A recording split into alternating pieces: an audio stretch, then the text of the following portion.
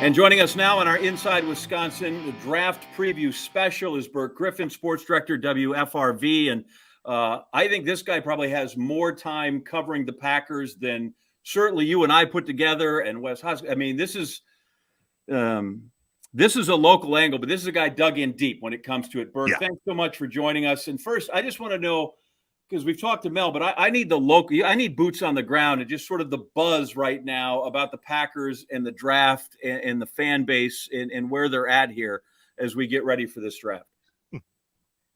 Well, I think obviously everyone has talked about wide receiver. Well, they went and got Sammy Watkins. Is that a huge upgrade to the wide receiver room?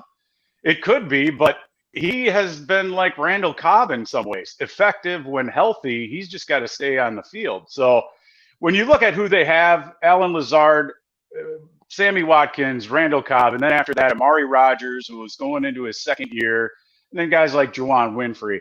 The buzz still is, will they trade up to get one of those top wide receivers in this year's draft, or in the next couple of days, can they do something to bring in one of those disgruntled top tier guys who has a expiring contract coming up, like a Deebo Samuel or a DK Metcalf or any of those guys out there? So you really have to pick and choose. Do you want to pay top dollar for a guy who's going into his second contract, or get a guy on the cheap and maybe get lucky with like a Justin Jefferson or a Jamar Chase? But it really is kind of all in after what we saw with Aaron Rodgers and his contract, $50 million a year, and just the way everything went down. That's pretty much, it's now or never. The clock is ticking.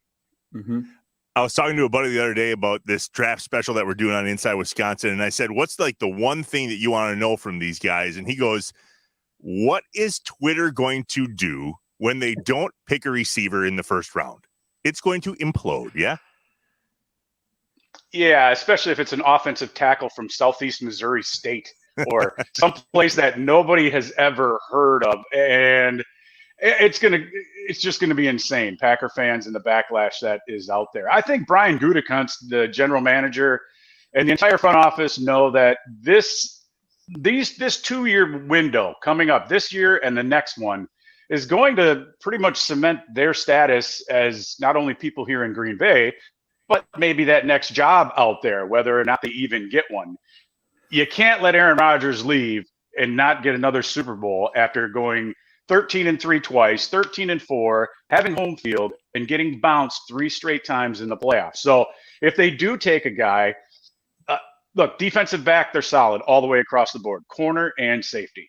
Devondre Campbell coming off an all-pro year, resurrecting his linebacker, they're good. Maybe another D lineman. They definitely need an offensive tackle at some point, because we saw them. Look, Ricky Wagner 2 years ago, Dennis Kelly, Billy Turner, they all got abused in those playoff games that they lost against fast defensive linemen, named Bosa in particular. But you can get those guys anywhere. Bakhtiari was a 4th-round pick. Josh Sitton, TJ Lang. You don't need to use a number 1 or a number 2 to get an offensive lineman and have a quality guy. Now, when you look at the top 4 picks that they have within the top 60, there's no excuse not to trade up for somebody you really want on your team. Yeah. But isn't that sort of the fine line here? Is because as premium position goes, how do I get an offensive tackle? How do I get an edge rusher? Those are always going to take precedence over we can get a wide receiver, because we can get Devontae Adams in the second round or Jordy Nelson in the second round. And, oh, by the way, I always think if I've got Aaron Rodgers, or Brett Favre, I've added a star or two to that guy's quality. And so I know people are going to go crazy, but I'm not all in okay, if we don't get a wide receiver, if the Packers don't get a wide receiver in one of those 2 picks, the world explodes. I don't see it that way, but I don't know if we draft that we can have the unruly mob out in Lambeau Field if it doesn't happen that way. But don't you think that's the crux of the issue here, is that wide receiver is still not right now? I don't know that it's a premium position unless you can find Jamar Chase. And I don't know if he's in this draft. No, I don't know if he is either, but if you get a chance to trade up for a Drake London, another big target, like a 6'4" guy, and I mean, I like Chris Olave. He's got the wheels. He's a smaller guy, 6 foot. And there's a handful of the guy from Alabama who hurt his knee, Jamison Williams, I think his name was. Yeah. Yeah, I mean, but look, all the way back to Ron Wolf. I mean, there have been huge misses at all positions. I mean, Tony Mandrich in 1989, offensive tackle, the Incredible Hulk, second overall, and Barry Sanders is picked next, and they go on to have a Hall of Fame career. People have been talking about that for 30 years now. So, big picture, John Michaels, 1996 Super Bowl team, nothing. Jamal Too Small Reynolds in 2000 or 2001. Yeah. I think that was Ron Wolf's last draft pick, if I remember right. Mm-hmm. They've had a Justin Harrell, Derek Sherrod. I mean, they've had a litany of offensive linemen they picked in the first round that have been complete busts. So why not go wide receiver and then use one of those later picks to get an offensive lineman? That's what I would do. I still think they screwed up big time in the playoff game by switching everybody around. Yosh Nijman was doing just fine at left tackle. Let's try Bakhtiari. He can't go. Then 2 weeks later, he can't go after trying it out at the end of the season in Detroit. Then they're moving all these parts around, and it showed in that playoff loss in an ugly, nasty game. And you know what wouldn't surprise me? After A.J. Dillon busts up his ribs and can't play in that game, it's 34 degrees, it's sleeting, snowing, and you can't beat the San Francisco 49ers and put up 2 touchdowns and 14 points because your fullback, I wouldn't even call him a fullback, quadzilla, whatever hybrid he is between fullback and tailback, you couldn't use him. And then you're relying on Aaron Jones. So I wouldn't be surprised if they add another running back in this draft too. So it's all about Packers, obviously, in terms of the draft special, but we also, as Wisconsinites, love watching people from Wisconsin get drafted. Out of curiosity, Burke, if you had to choose the top draft pick from Wisconsin in your time covering the NFL, who would it be? The entire time? Yeah, the time that you've been covering the draft. Yeah, I got my guy.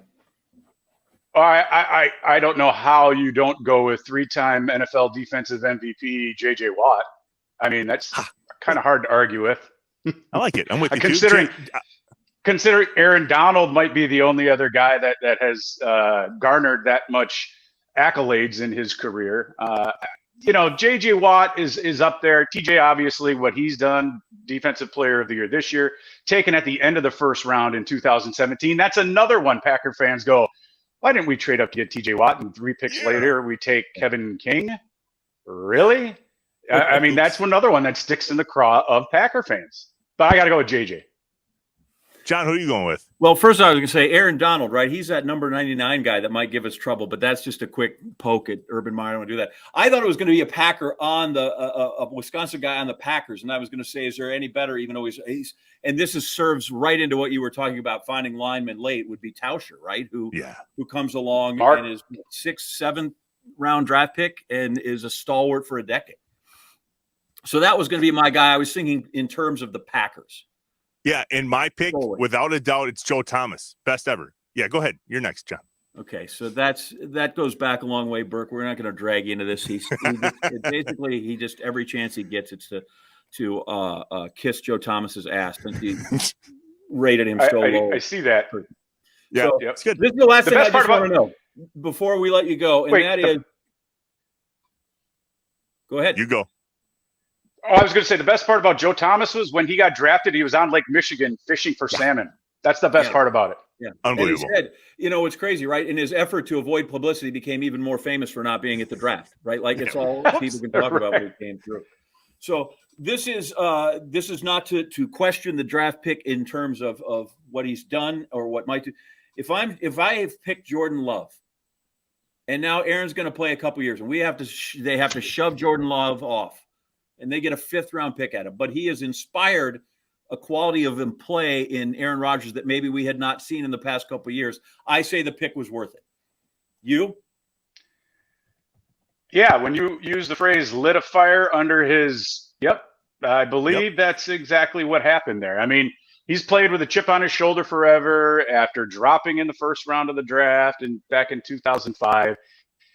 If you talk to him not on a daily basis, but on a weekly basis, and you listen to all of his press conferences, he's obviously an extremely intelligent guy. But there is this little bit of just, what is it? It's not lack of confidence, but that he wants to stick it to all the critics, and there's no question about it. And it's no different than when, Favre was in there and they say, well, they drafted my replacement. Why should I teach him how to do his job? And there's something to that. Like, he needs to learn how to do it on his own. And I do believe you're right. If you get a Super Bowl and another MVP out of this deal, and he finishes with 5 and 2 rings, the Jordan Love pick can go right down the toilet and no one will care. Nobody will care. Indeed. We'll take that. Not hey, Burke, at thanks all. for joining us. Thanks for joining us here in Inside Wisconsin. Hey, Man, it's good to see you. We all ran into each other at the Bullfrogs game back in the day. That was pretty cool. This is kind of where it started for John and I. I met you there, Burke. It's all good. The draft special here in Inside Wisconsin with Burke Griffin from WFRV here in Green Bay. Thanks, Burke. Thanks, brother. Inside Wisconsin is brought to you by Baycare Clinic, Cobblestone Creek, University of Wisconsin-Platteville, Roll Tech, Festival Foods, Capital Credit Union, North Star Mohican Casino Resort, American Family Insurance, Miller Lite, and Aaron's Company.